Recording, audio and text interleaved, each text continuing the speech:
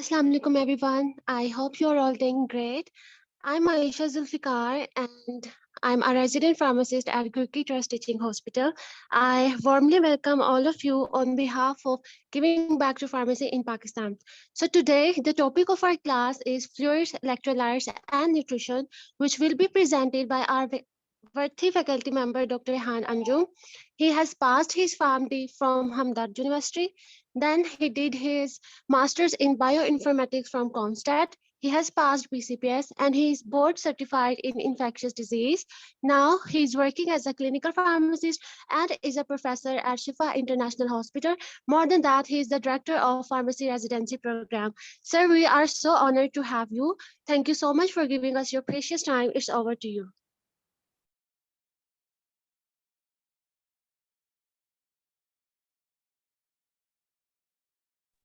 Thank you so much for this introduction, and I welcome you all for this session. And I hope so. You people are doing good in preparing yourself for the board exams, as well as if you're not going to prepare, appear in the exams. But still, I would say that you must keep on learning, and this such kind of this practical lecture would enhance your skills and knowledge. And before starting this lecture, I would say you that the topic would is fluids, electrolyte, and nutrition. So before start of this lecture, I would tell you that it might be for 1.5 hours. So you must have some kind of snacks or juices with you so that your fluids, electrolyte, and nutrition should be in the balance.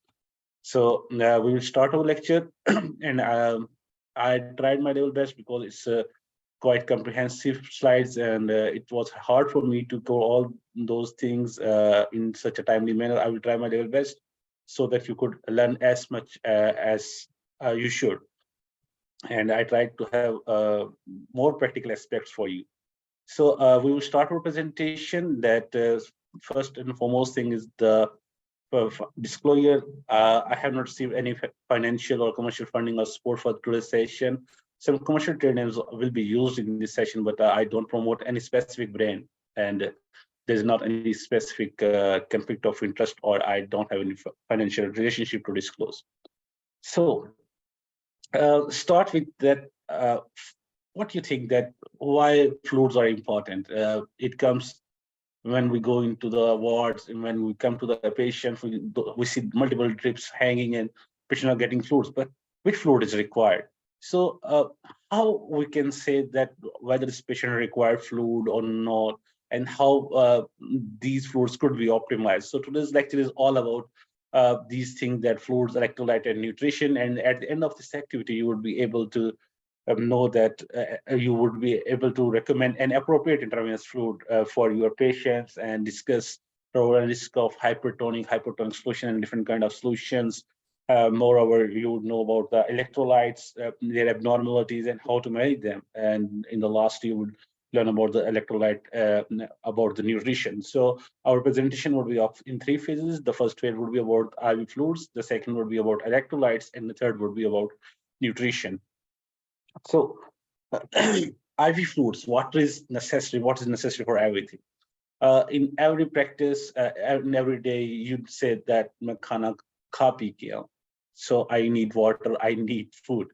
So nutrition is important. With that, you need water, because water is a component of every living cells. Water is present in everything. Almost 60% of the body is made up of water. So what is necessary in different body functions, like it is responsible for cellular metabolism and building materials. In aqueous solution, there are multiple reactions that take place. For multiple reactions, you need water. Transport of protein, thermoregulation, that's an important point. And moreover, the most important, you all would be that the blood is a water. That's a fluid. Everything that's a fluid is a water. So you need water, and water is necessary for the life. So these are some of the important points. So whenever there is a loss of water, you need to replenish that water. So when we talk about the distribution of fluids, that where our body fluids are utilized, our total body composition is usually about 60% composed of water. In neonates or in children, in neonates, it could be around about 80% in the early life. And then our body reduced it to 70%, 60%, and like that. Then males have 60%, females have 50%. In elderly, it is around about 45%. So this is the total distribution of fluids. But the fluid is distributed in two parts, whether either it is in extracellular or intracellular. Over 60% of the total body fluid is intracellular, that is enclosed by the cell membrane, that you can say the part of the cells. The cells के अंदर जो पानी होता है वो intracellular होता है, जो साइटोप्लाज्म में पानी होता है, जो सेल के अंदर पानी है, that is intracellular, and that makes around about 60%. Of that, बाकी का जो 40% है total body fluid का, that is extracellular, that lies outside the cell. वो outside the cell कहाँ पे होता है? Outside the cell वो होता है either in the interstitial spaces की जो cells के दरमियान की जो spaces हैं वहाँ पे होता है, और that makes around about 75%. जो आपका extracellular fluid होता है उसका 75% जो होता है वो interstitial spaces में होता है, and 25% जो होता है वो intravascular होता है. हमारा जो मोस्टली कंसर्न होता है जब हम आई फ्लूइड्स की रिप्लेसमेंट कर रहे होते हैं, तो हम आईवी फ्लूइड्स कहते हैं, इंट्रावेनस. तो इंट्रावेनस होता है, और you can say intravascular.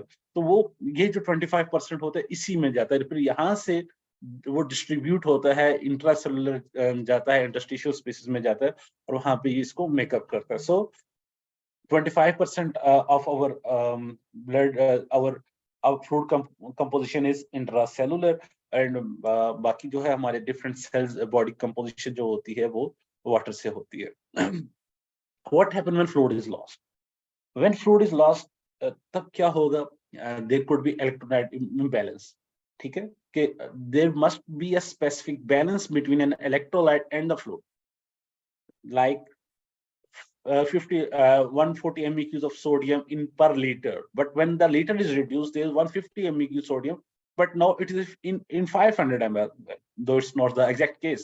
So 150 in 500, it means per liter it is 300. So there's an electrolyte imbalance. So when there's electrolyte imbalance, you may have to suffer different kind of signs and symptoms, and blood becomes concentrated. That signals kidney to retain water. As a result, urine output is decreased. So drug accumulation could also that. Coagulation cascade also starts, and there are also multiple compensatory reactions have been adopted by body, so to retain as much as possible the water. So the most important, the hypoperfusion occurs, and it will result in reduced cardiac function, organ hypoperfusion. When there is an organ hypoperfusion, that means there is reduced supply of oxygen, so there could be organ damage, and at last it could result into the tissue injury or death as well, like in going into the shocks and death. So what we do, that is the fluid replacement. And what is fluid replacement or fluid resuscitation? Fluid resuscitation is a medical practice of replenishing bodily fluid through fluid resuscitation is a medical practice of replenishing body fluids which is lost by sweating, bleeding, food shift, or pathological surfaces. So in fluid resuscitation हम क्या करते हैं कि हम जो है वो IV fluids देते हैं intravascularly, जो है ताकि जो बॉडी का फ्लूइड का बैलेंस होता है वो मेंटेन हो सके. ठीक है, and it restores normal body functions. More over, एक तो ये बात होगी कि जब कभी फ्लूइड लॉस हो गया, जब फ्लूइड एक्सेस लॉस हो गया, in that case you need fluid replacement or fluid resuscitation. Lekin in the other case, you might need fluid for the maintenance. As I have said, that body is composed of 60% of water.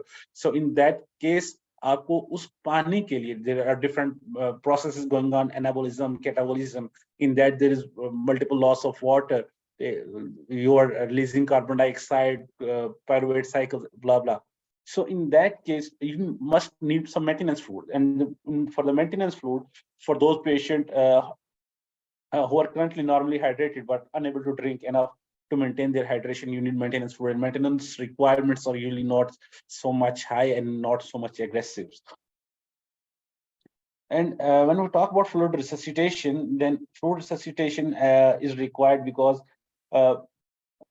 due to the loss of water, there are multiple symptoms that a patient could feel. Like that, if a patient has intravascular volume depletion, then he may feel tachycardia, hypotension, orthostatic hypotension, or increased blood urea nitrogen and serum creatinine ratio. That means that his kidney function is not working properly. There is a high load on the kidneys, dry mucous membranes, decreased turgor, skin turgor, decreased urine output, dizziness, and there would be improvement in the heart rate and blood pressure after providing the boluses of 500 to 1 ml of isotonic or any balanced solution. The goal of the fluid resuscitation is to restore intravascular volume and to prevent organ hypoperfusion. That's it. So we have to provide fluid. I might be a bit fast, but sorry, I have to do it like this to cover this lecture in time. So I am sorry for that. So when we talk about IV fluids, then fluids of many types, there could be different classification. Fluid could be classified on the basis of the chemical nature, their constituents, or the concentration of the constituents. So what we can say that that concentration or chemical nature. For the chemical nature, we can say fluids are of two types. One is known as crystalline, other is known as colloids. Crystalline and colloids. What's the difference between crystallites and colloids? Crystallites are those IV fluids that are, you can say, in fluid state, those ionic molecules exist as a charged particles. Let's suppose if we are going to give someone NaCl, so in fluid form, in IV fluid form, there will be small molecules as sodium and small molecules of chloride. This would be small molecules, and ringer lactate that contain number of electrolytes, dextrose solution. These are crystallites. These are small molecules, and they can move freely between the not freely, but is more easily. Not as good as water, but they can move across the cell membrane in much more better way.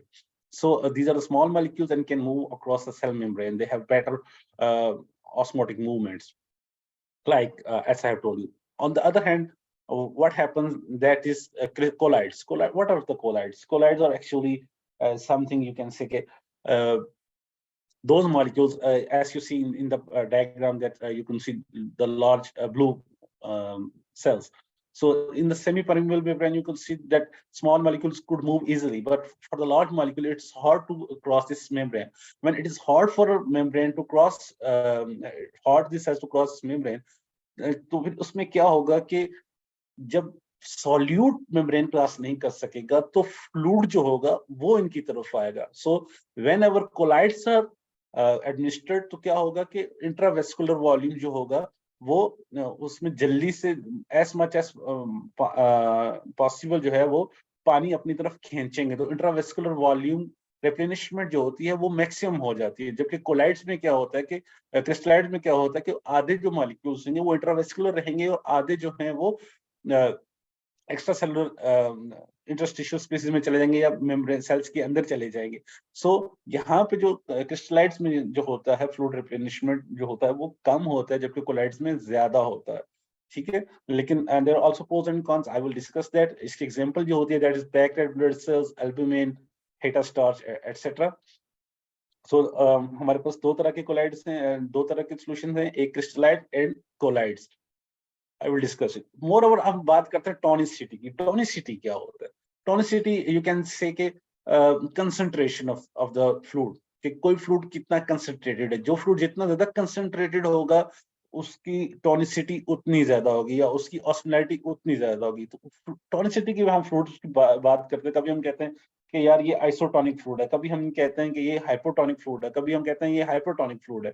तो ये कैसे? तो जो plasma की osmolarity होती है that is some of urea और other electrolytes, और वो यूजुअली होते हैं 275 से लेकर 290 और 295 सम सेज. सो 275 से लेकर 290 मिली ऑस्मोल पर केजी तक जो भी ऑस्मोलैरिटी होगी वो क्या हो जाएगी, उसको कहते हैं बॉडी की ऑस्मोलैरिटी. तो ऐसा कोई भी फ्लूइड जिसकी ऑस्मोलैरिटी इतनी होगी that would be isotonic. Isotonic means same tonicity as compare to the plasma osmolarity. ठीक है, और ऐसा कोई फ्लूइड जिसकी ऑस्मोलैरिटी लेस होगी as compare to the plasma osmolarity तो उसको कहेंगे hypotonic fluid. In the same way, any solution that has more tonicity, then plasma osmolarity, then that would be known as hyperosmolar solution. अब इसके होगा क्या कि let's suppose आप जब भी मैंने कहा कि there would be a shift of solutes and water. Solutes की movement across the membrane is little bit difficult, but water जो है वो freely move कर सकता है. तो क्या होता है कि let's suppose आपने किसी पेशेंट को isotonic solution दिया, तो उसमें जो सेल्स होते हैं उनकी उसमें फ्लूइड जितना उसके अंदर जाएगा उतना ही बाहर आएगा. ऑस्मोटिक ग्रेडियंट जो होगा वो इतना ज्यादा नहीं होगा, ऑस्मोटिक डिफरेंस इतना नहीं होगा. तो जितना फ्लूइड सेल के अंदर जाएगा उतना फ्लूइड सेल से बाहर आ रहा होगा. तो in that case there would be a balance and cell will be in normalized shape. On the other hand, if you are going to give someone hypotonic solution, तो hypotonic solution से क्या होगा कि hypotonic solution जो होगा वो फौरन से उससे पानी जो है वो इनसाइड द सेल जाएगा, इनसाइड द सेल जाएगा, सेल जो है वो रप्चर कर सकते हैं. That's why hypotonic solutions, the solutions that have osmolarity less than 145, उनको जो है वो आप सेंट्रल लाइन के अलावा नहीं दे सकते. ठीक है, you must add something like KCl और some other thing to increase the osmolarity. Moreover there is also a limit for osmolarity of fluids to be given via peripheral or central lines. ठीक है, तो central line क्या होती है कि central lines में आपके पास बोर बड़ा होता है, तो वहां पे जो है वो डाइल्यूटेड चीजें, कंसंट्रेटेड चीजें आप वहां पे दे सकते हैं. तो उसमें जो है वो फौरन से चीज जो है उसका जो असर होता है वो जायल हो जाता है. ठीक है, वो फुली डिस्ट्रीब्यूट हो जाता है. In the same way, when there is a hypertonic solution, जब आप hypertonic solution दोगे तो उसमें क्या होगा कि वहां पे solutes की मिकदार ज्यादा है. अब solutes freely move नहीं कर सकते, solutes वहां पे बाहर ही रहेंगे. तो क्या होगा कि सेल के अंदर से जो है वो मूवमेंट होगी पानी की, वो से बाहर आएगा. जब सेल से अंदर से मूवमेंट आती है बाहर, तो उससे क्या होगा कि सेल जो है वो श्रिंक कर जाएगा. So these are three kind of solutions: hypotonic, isotonic, hypertonic. So हमने इन सबकी अपनी अपनी यूजेज है, हमने इनको कब यूज करना है, we will discuss it later. So distribution of intravenous fluid, this is something important, you must know कि कितना फ्लूइड अंदर रहेगा. मैंने कहा कि there is a movement of solutes easily. जब क्रिस्टलाइट्स की मैं बात करता हूँ तो क्रिस्टलाइट्स क्या करते हैं कि वो एक जगह से जो है वो सेल मेम्ब्रेन के अक्रॉस मूव कर जाते हैं. ठीक है, और जो क्रिस्टलाइट्स होते हैं, जो आइसोटोनिक सॉल्यूशंस होते हैं, usually normal saline, Ringer lactate, Plasmalyte, dextrose, even 5%, that is kind of little bit hypotonic. लेकिन ये क्या होते हैं कि ये जो नॉर्मल स्टाइन रिंगर लैक्टेट होते हैं, normal saline and Plasmalyte, that's a combination, इसमें कैल्शियम भी होता है एटसेट्रा भी. तो इसका जो 25% of the fluid that remains in the vessels. तो अगर आप किसी पेशेंट को 1 लीटर देंगे, तो 1 लीटर अगर आपने किसी को नॉर्मल स्टाइन लगाया तो उसका 250 ml इंट्रावेस्कुलर वॉल्यूम बढ़ेगा, बाकी जो है वो डिस्ट्रीब्यूट हो जाएगा. डेक्सट्रोज जब आप देते हैं तो उससे जस्ट उसका जो 10% होता है वो इंट्रावेस्कुलर रहता है, बिकॉज कि डेक्सट्रोज क्या होता है, C6H12O6, वो डिकम्पोज हो जाएगा किसमें, कार्बन डाइऑक्साइड एंड वाटर में, और जब फिर वो वाटर बनेगा then water can move freely. So तो उसमें क्या हो जाएगा कि जस्ट 10% जो होता है वो इनसाइड द इंट्रावेस्कुलर रहता है. So dextrose is not an optimal solution और optimal fluid for fluid resuscitation.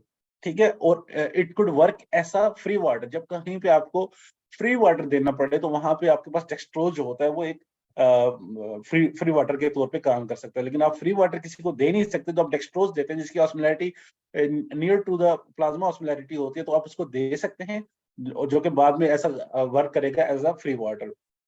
अब इनमें से आपने कौन सा फ्लूइड देना है और कौन सा फ्लूइड नहीं देना.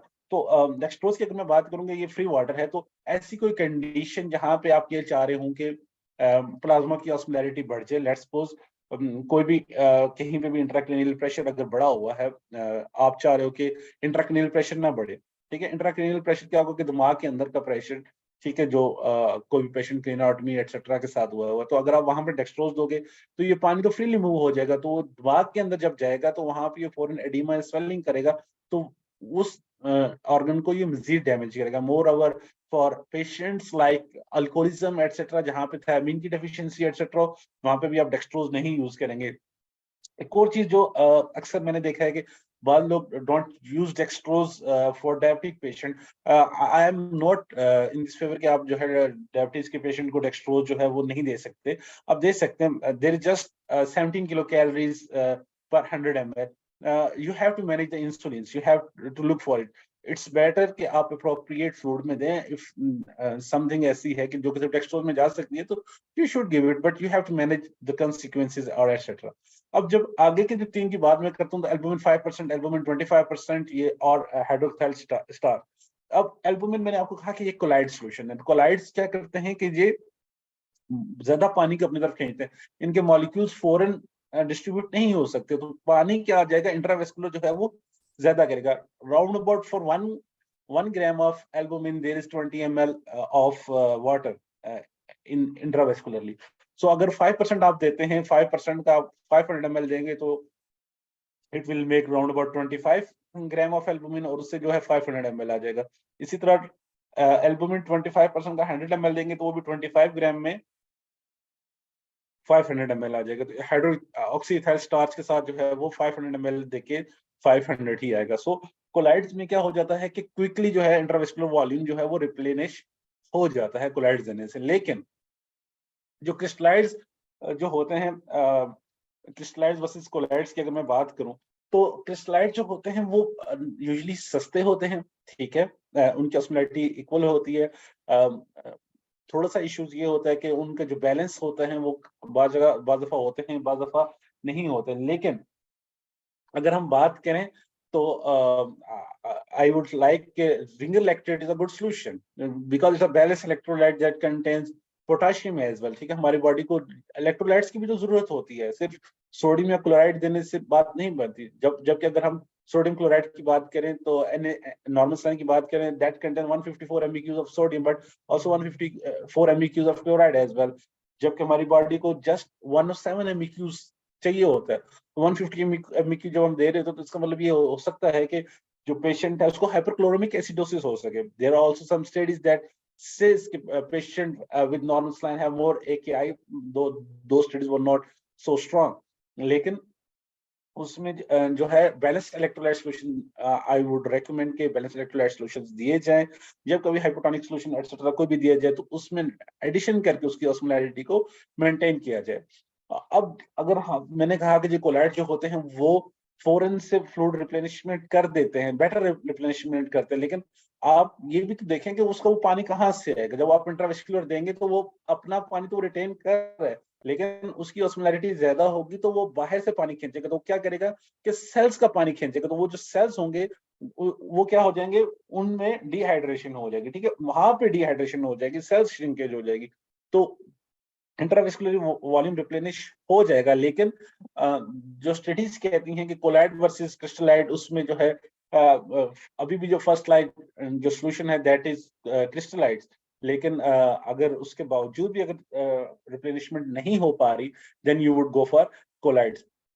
कोलाइड में एल्बुमिन आप उस वक्त दे रहे होते हैं जब अगर आपने 4 to 6 लीटर ऑफ क्रिस्टलाइट दिया और नहीं आप अचीव कर पा रहे देन आप कोलाइड्स कर सकते हैं. मोर ओवर ये है कि आपको देखें कि इंडिकेशन बन रही हो. इंडिकेशन कैसे होगी कि यहाँ जहाँ कहीं पे आपको हाई ऑस्मोलैरिटी चाहिए हो या कहीं पे ऐसा हो कि पेशेंट का एल्बुमिन लेवल ही कम है.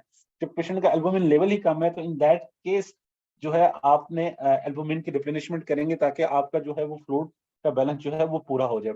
मोर ओवर जो हिटा स्टार्च के लिए उसके लिए कहा जाता है कि जो भी हिटा स्टार्च या डेक्सट्रेन प्रोडक्ट्स होते हैं that is associated with coagulopathy and kidney impairment.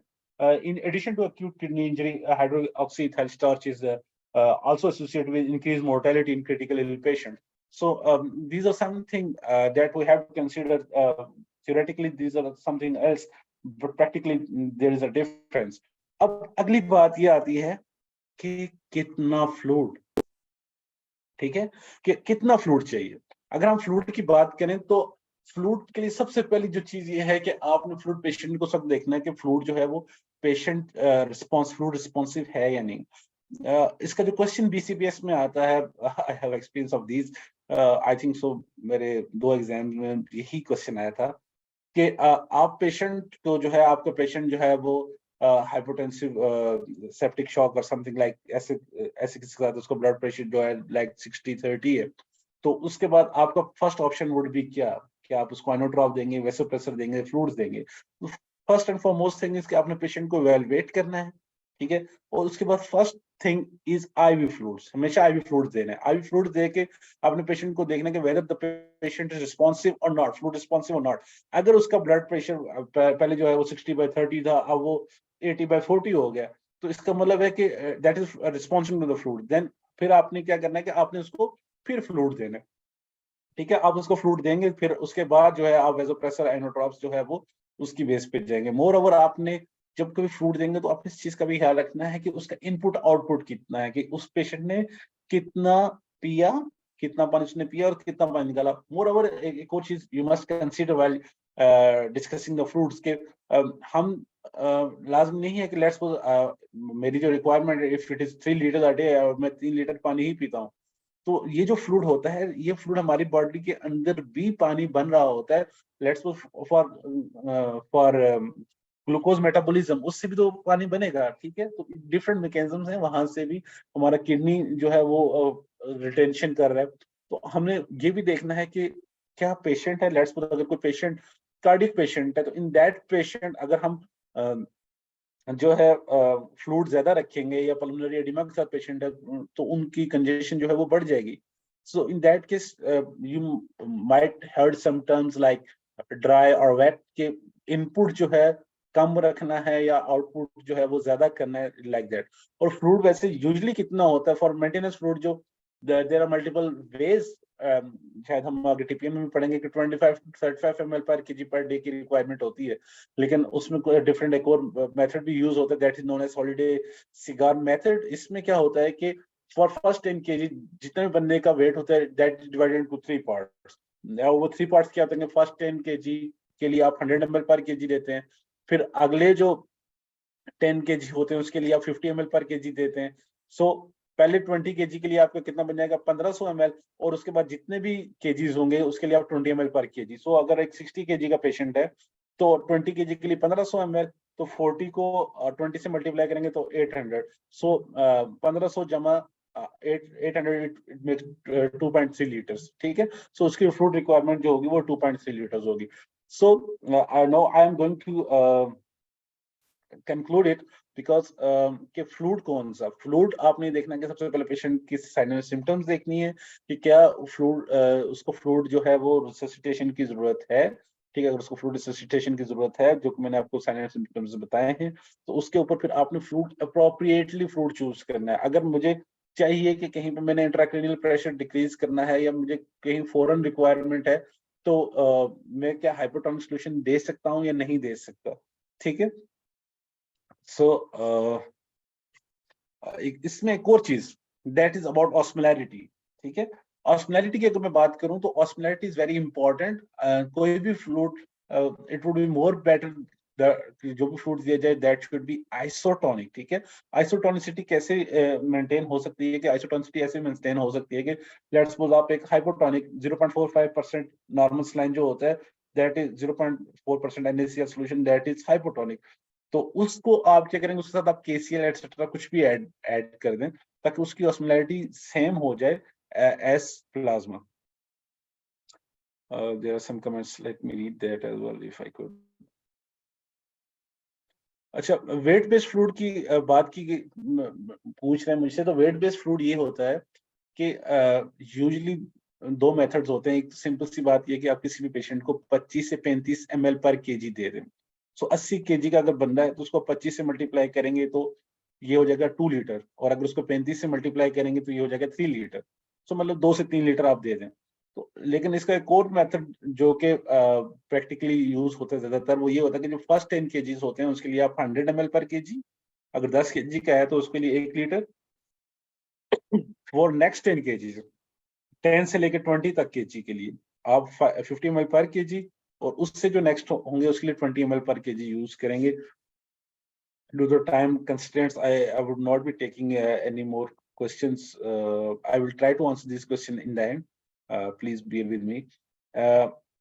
अभी ऑस्मोलैरिटी की बात करें, osmolarity is very much important. मैंने आपको बताया कि आपका जो सोल्यूशन होना चाहिए दैट शुड बी आइसोटोनिक, लेकिन लाजमी नहीं है कि वो आइसोटोनिक ही हो। लेकिन ऑस्मोलैरिटी इस वजह से इंपॉर्टेंट होती है कि जब आप फ्लूइड के एडमिनिस्ट्रेशन की साइड देख रहे हो, तो in that case you might be interested कि अब मैंने कौन सा रूट देखना है, IV रूट देखना है, ओरल देखना, सॉरी पेरिफेरल रूट देखना है या सेंट्रल लाइन देखनी है, ठीक है। For any solution that has an osmolarity more than 900 milliosmol you should go for the central route, ठीक है। वहां पे आपने पेरिफेरल रूट से नहीं देनी इतनी कंसंट्रेटेड चीज जिसकी ऑस्मोलैरिटी मोर देन 900 मिलीऑस्मोल हो जाए। ऑस्मोलैरिटी कैलकुलेट करने का सिंपल सा तरीका ये होता है कि सबसे पहले आप किसी भी I hope so you people are you people can watch my cursor as well, so otherwise मुझे सॉरी पॉइंटर नहीं आ सकता क्योंकि मेरी स्क्रीन गायब हो जाएगी। तो सबसे पहले आपने मोल्स निकालने हैं, जब मोल्स निकाल जाएं मोल्स के बाद उसके एमईक्यूज, ठीक है। मोल्स के बाद एक given weight upon molecular weight, given weight कितना है कि 0.9% में होता है 0.9 ग्राम पर 100 ml और 1 लीटर में कितना हो गया 9 ग्राम। सो गिवन वेट अगर 9% की ऑस्मोलैरिटी मैंने कहा था कि पर लीटर, ठीक है, तो पर लीटर में कितना 9 ग्राम पर लीटर और मॉलिक्यूलर वेट 58.5 ऑस्मोलैरिटी। और एक सोडियम क्लोराइड में कितने दो ऑस्मोल होंगे, एक सोडियम का और एक क्लोराइड का। और उसके बाद जब उसको आप मिली ऑस्मोल में करेंगे, ठीक है, तो मिलीज फॉर 1000 और उसका जो है osmotic coefficient you can say dissociation coefficient कि वो कितना डिसोसिएट होके NaCl कितने दूर दूर रहते हैं, दैट इज 0.93। मैं ये कह सकता हूँ 93% ऑफ द NaCl जो है वो डिसोसिएट होता है। सो उसकी जो ऑस्मोलैरिटी होती है that makes 287। such questions are not being asked in BCPS exam, but these are practical while you are doing some kind of compoundings or while you are a clinical pharmacist. So this was all about our fluids. अब हम बात करते हैं next is electrolytes. Electrolytes these are very important molecules. ये इसलिए important है कि हमारी बॉडी के जो different functions होते हैं that are being managed by these electrolytes. There are multiple electrolytes. Some of them are mentioned here like potassium, chloride, sodium, magnesium, calcium and phosphate. तो हम इन्हीं को ही डिस्कस करेंगे एंड बीसीपीएस में इसको डिस्कस किया जाता है, स्पेशली सोडियम को जो है वहां पे there are questions that are being asked about the sodium. These are the molecules that we required in minute amount, but these are very helpful because they take part in multiple reactions. They help in conduction of action potential, nerves and muscles की movement के लिए जो है ये वो बहुत important होते हैं. सबसे पहले की अगर मैं बात करूं दैट इज सोडियम, सबसे इंपॉर्टेंट.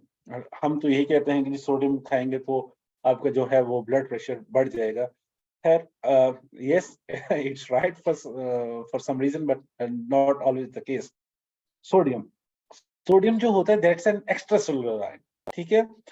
जब अगर हम बात करते हैं किसी भी उसकी इलेक्ट्रोलाइट की, तो अगर उस इलेक्ट्रोलाइट की वैल्यू फॉर यू अगर बाहर सेल से ज्यादा है that is extra cellular, inside से ज्यादा that is intracellular. Extra cellular sodium की जो नॉर्मल वैल्यू होती है दैट इज 135 MEQs पर लीटर टू 145 MEQs पर लीटर. और जो सोडियम हम बाहर से दे रहे होते हैं तो उसका तकरीबन 1 ग्राम जो होता है वो 17.1 MEQs पर लीटर होता है. सोडियम जो होता है ये हमारे किडनी से एक्सक्रीट भी हो रहा होता है, स्वेटिंग के जरिए भी ये रिलीज हो रहा होता है. तो फिर क्या होता है कि सोडियम की अब हम देखेंगे कि अगर सोडियम कम हो तो क्या होगा, ज्यादा हो तो क्या होता है. सोडियम जब कम हो तो उसको हम कहते हैं हाइपोनाइट्रीमिया, ठीक है. तो hypo less in natremia sodium. So usually जो सोडियम के लेवल्स 135 टू 145 होते हैं, लेकिन जो उसके सिम्टम्स अपीयर होते हैं वो 125 से लेस पे अपीयर होते हैं. एंड उसके जो सीवियर सिम्टम्स होते हैं दैट इज फ्रॉम 115 MEQs पर लीटर से जब कम होते हो तब होते हैं. इसकी जो इंडिकेशन होती है सबसे इजीली अगर आप इसको देखें तो ये पेशेंट जो हाइपोनेट्रीमिया के साथ होते हैं ये मोस्टली कंफ्यूज्ड होते हैं, ठीक है. तो वहां से आप अंदाजा कर सकते हैं.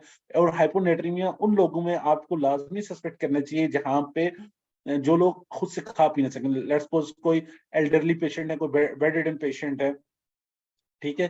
तो वहां पे आपको इस चीज को लाजमी देखना है. एल्डरली में ये चीज जो है वो हो जाती है हाइपोनेट्रीमिया एटसेट्रा, ठीक है. लेकिन I would say don't always jump to the conclusion कि लेट्स सपोज आपके पास एक पेशेंट आ गया 120 MEQ ऑफ सोडियम, तो that does not mean that ये patient hyponatraemia. You should always look for other labs as well कि कहीं इसका ये जो सोडियम है either it is truly hyponatremic or there are some other instances. For example, अगर किसी पेशेंट को हाइपरग्लाइसीमिया है, हाइपरग्लाइसीमिया में क्या होगा कि शुगर ज्यादा आ गया. तो ब्लड में जब शुगर ज्यादा होगा तो to maintain that balance, to maintain that buffer क्या हो जाएगा कि सोडियम इनसाइड द सेल चला जाएगा. जब सोडियम इनसाइड द सेल चला जाएगा तो might be उस patient का sodium actually it was around 145, but due to the hyperglycemia it is around about 125 or 120. तो आपने वहां पे ट्रीट नहीं करना. You should always look for the other causes. जब कभी किसी पेशेंट का शुगर जो है वो 400 mg per deciliter में for each 100 mg अगर 500 हो जाता है या 600 तो for each 100 mg rise there is 1.6 mg per liter of sodium decrease. ठीक है, तो आपने देखना है कि किसी पेशेंट के डायबिटिक कीटोसिडोसिस एक्सेट्रा के साथ तो नहीं है. मोर ओवर आपने ये देखना है कि मैंने कहा कि बैलेंस है, there is a balance between all the electrolytes. तो ऐसा भी हो सकता है कि पोटाशियम जो हो गया हो कि वो हाइपोकैलेमिया हो गया, उसको ठीक करने के लिए तो इन दैट केस क्या करना है कि आपने पोटाशियम जो है वो पहले देना है, पहले पोटाशियम रिप्लेस करेंगे तो उसकी वजह से क्या हो जाएगा कि जो है वो सोडियम भी शायद रेज हो जाएगा. अगर पोटाशियम रिप्लेस करेंगे फिर पोटाशियम. अब उसके बाद अगर हम बात करें हाइपोनेट्रीमिया, तो हाइपोनेट्रीमिया यूजुअली 3 टाइप्स के होते हैं, हाइपोवॉल्यूमिक, यूवॉल्यूमिक एंड हाइपरवॉल्यूमिक. ठीक है, हाइपोवॉल्यूमिक के पानी ही कम है. ठीक है, पानी कम हो गया कि वाटर लॉस. वाटर लॉस कैसे हो सकता है? Water loss could be due to the diarrhoea, fever, emesis etcetera, third spacing renal loss. In that case आपने देखना है कि अगर इसका urine sodium urine spot test करते हैं, तो अगर इसका यूरिन स्पॉट टेस्ट किया आपने और आपको ये लगा कि it is less than 25 mg पर लीटर, तो इसका मतलब है कि इसका non renal loss of sodium है. और अगर इसका मोर देन 40 mg पर लीटर है तो इसका मतलब है कि इसका यूरिन लॉस है. इन दैट केस आपको क्या है, सबसे पहले चीज है हाइपोवॉल्यूमिक में आपने हमेशा याद रखिए जहां कहीं पे भी पानी कम होगा तो आपने फ्लूइड रिससिटेट करना है. ठीक है, आपने फ्लूइड रिससिटेशन करनी है. उसके अलावा आपने देखना है कि फ्लूइड रिससिटेशन के बाद अगर आपको लगता है कि ये पेशेंट जो है इसका सोडियम जो मेंटेन नहीं हो रहा, then you could add some kind of mineralocorticoid as well और सोडियम क्लोराइड. यूवॉल्यूमिक पेशेंट वो होते हैं कि जिनमें आपका जो है पानी बिल्कुल बराबर होता है. ठीक है, लेकिन क्या होता है कि उसमें आपका सोडियम कम हो जाता है. उसमें यूजुअली काइंड ऑफ डाइल्यूशनल होता है, SIADH, symptoms of inappropriate antidiuretic hormone release. उसकी वजह से क्या हो जाएगा कि वाटर की भी रिटेंशन हो जाती है. यूरिन ऑस्मोलैरिटी आप चेक करेंगे, उससे आपको पता चल जाएगा. एसआईडीएच पे जो हल होता है, एसआईडीएच एंड हाइपरवॉल्यूमिक में जो हल ये होता है कि आपने वेप्टन्स यूज करने हैं. वेप्टन एक न्यू क्लास ऑफ ड्रग्स है, दैट इज क्या करती है कि वेसोप्रेसिन रिसेप्टर एंटागोनिस्ट होते हैं, कन्वर्टेंट वेप्टन. ये क्या करते हैं कि ये जो है फ्रीली वाटर जो है वो रिलीज करते हैं और जो है सोडियम को जो है वो रिटेंशन कर रहे होते हैं. ठीक है, इसी तरह हाइपरवॉल्यूमिक में क्या हो गया कि हाइपरवॉल्यूमिक में ये हो गया कि सोडियम जो था, जैसे मैंने आपको कहा कि 150 mEq पर लीटर चाहिए था. ठीक है, आपका सोडियम 150 mEq ही है, लेकिन पानी 1 लीटर के बजाय 2 लीटर हो गया, तो अब उसकी कंसेंट्रेशन कितनी हो जाएगी? 75, हाफ हो जाएगी.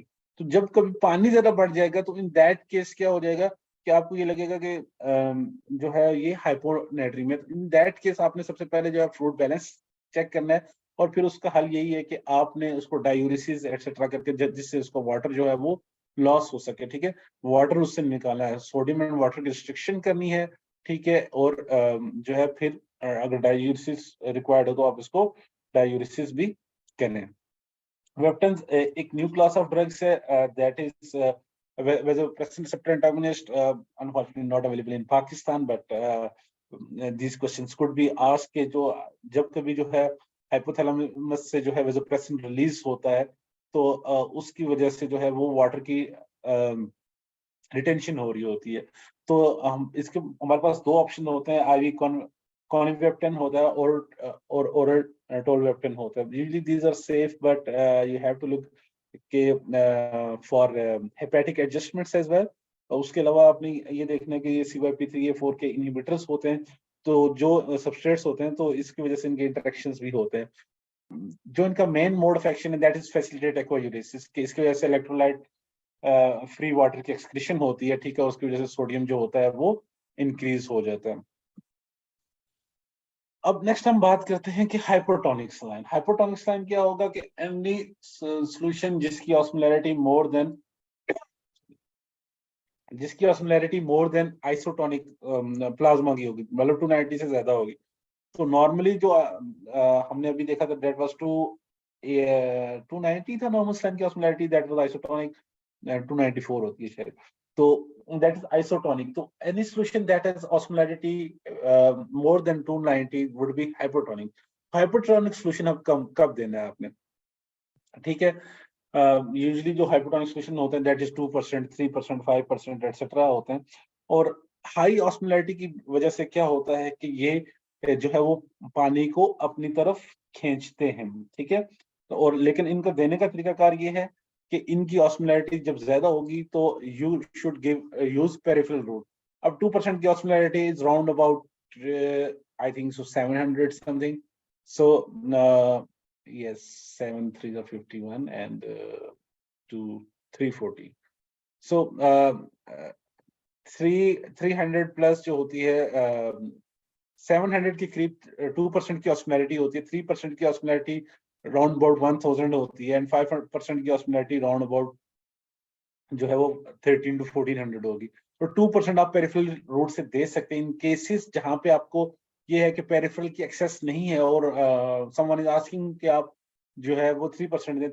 3% भी इन एक्सट्रीमली इमरजेंसी केसेस, क्योंकि इसकी ऑस्मोलैरिटी राउंड अबाउट जो होती है 914 के करीब होती है, 980 के करीब होती है, तो इसको दे दिया जाता है फॉर वन टाइम यूज।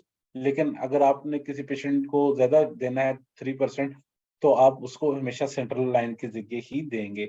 और पेरिफेरल जो है आप 2% जो है वो इजीली दे सकते हैं। अब इसका यूज क्या होगा? यूजुअली जो हाइपोटोनिक सॉल्यूशन यूज होते हैं जब कभी कोई पेशेंट ट्रॉमेटिक ब्रेन इंजरी के साथ हो जाएगा या न्यूरोलॉजिकल इंजरी के साथ हो जाएगा, तो उसमें आपने ये देना है, क्योंकि जो इंट्राक्रेनियल प्रेशर है, जैसे मैंने आपको कहा था कि इंट्रावेस्कुलरली क्या होगा कि जब इंट्रावेस्कुलरली ऑस्मोलैरिटी ज्यादा होगी, इंट्रावेस्कुलर वेसल्स में ऑस्मोलैरिटी ज्यादा होगी, तो जो फ्लूइड होगा फ्रॉम द ब्रेन वो क्या हो जाएगा, वहां पे श्रिंकेज होगी। In on the other hand अगर हम यहाँ पे हाइपोटोनिक देंगे तो वहां पे एडिमा हो जाएगा, वहां पे आईसीपी बढ़ जाएगा। जब इंट्राक्रेनियल प्रेशर बढ़ जाएगा तो जो जो कंडीशन है वो मजीद वर्स होगी, ठीक है। तो इसलिए जो है आपने हाइपोटोनिक सॉल्यूशन जो है वो यूज होता है किसके लिए, to decrease the elevated ICP. I would like to ask you question कि हाइपोटोनिक सलाइन नेव्स क्यों यूज होते हैं? 1 मिनट आप टाइप कर सकते हैं, हाइपोटोनिक सलाइन नेव्स क्यों यूज होते हैं? जल्दी से कोई आंसर करें, just one answer. Hypotonic saline नेव्स क्यों यूज होते हैं?